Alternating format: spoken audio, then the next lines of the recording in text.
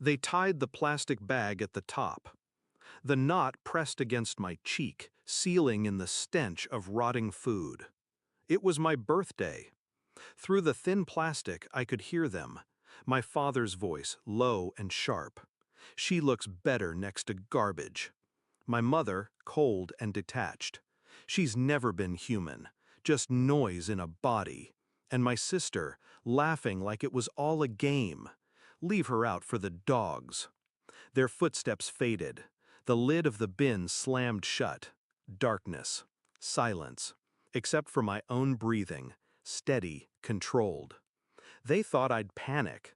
They thought they were breaking me. What they didn't know was that this wasn't the first time I'd been in the dark, and I had already been planning for months. The truth? I had been a shadow in my own house for years. No photos of me on the walls. No good nights or good mornings.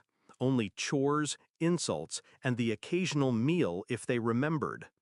But I didn't start plotting revenge until I noticed the money. It was 3 years ago. My father got a sudden promotion, but nothing in the house improved. Bills piled up, food got cheaper, their clothes got more expensive. One night, I saw my sister sneaking envelopes from his desk to her room. Thick envelopes. Cash. The next day, I checked the desk when they were out. Inside was a black ledger filled with names and numbers, payments, bribes, deals that would ruin him if exposed. I didn't confront them. I didn't cry. I didn't even let them know I'd seen it. I just started collecting. Step 1, make copies. Every page of that ledger, scanned, stored on encrypted drives in 3 separate locations. Hidden under floorboards, in a library book no one would borrow, and in a friend's apartment they didn't know existed. Step 2, track movements.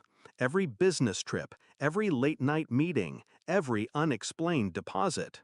I followed from a distance, sometimes in person, sometimes through cameras I installed myself, cheap ones hidden in light fixtures and smoke alarms. Step 3, wait for my moment. I knew one would come, and it came today. When they shoved me into that garbage bag, I didn't resist. I let them feel powerful. I let them think I was helpless.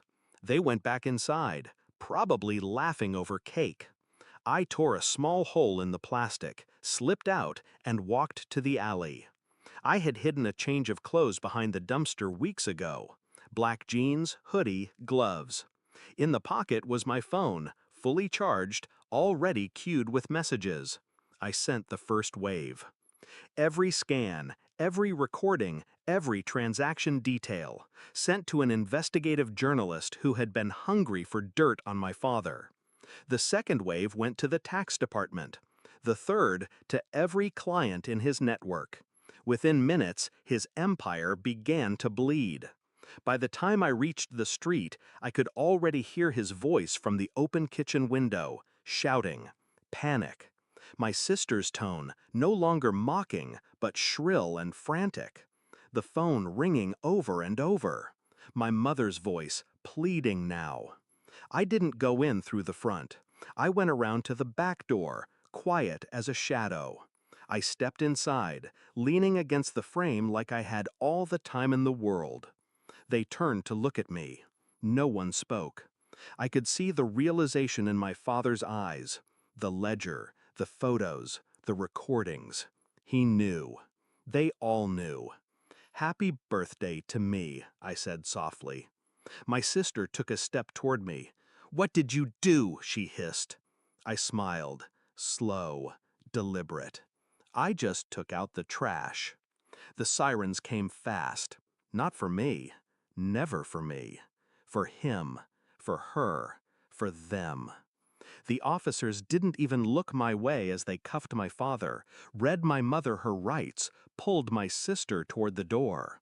Fraud, money laundering, embezzlement, conspiracy. The list was long.